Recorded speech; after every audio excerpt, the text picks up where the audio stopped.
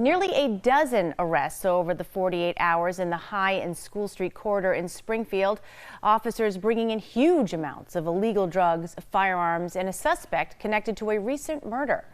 All of this, officials say, going down in a vacant apartment run by a notorious property manager. 22 News reporter Duncan McLean reports on efforts by Springfield Police to suppress crime and what they hope follows.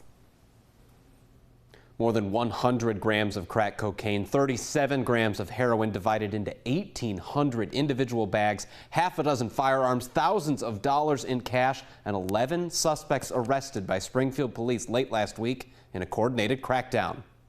A few of those 11 repeat offenders, previously arrested and recently released on charges including domestic violence, prompting a now familiar refrain from city and police leadership. My police department does this day in and day out. And what really frosts me, the courts and some of the judges need to back us up. They continually let these repeat violent criminal offenders right back on the streets and in our neighborhoods. It's got to stop. Among those arrested, Michelle Perez Cruz, now charged with the murder of Sean Delgado on the 600 block of State Street on June 19th.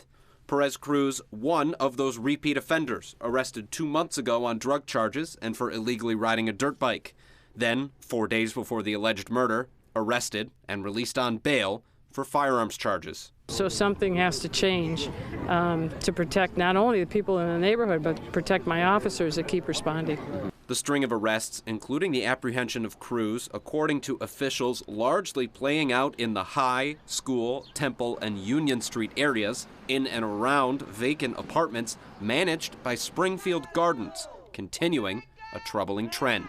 Very frustrating because we have worked with other landlords, we've worked with other apartment complexes, and we've said, hey, you got to help us. The areas of Worthington and Federal and the South End, they have, and we're not there all the time.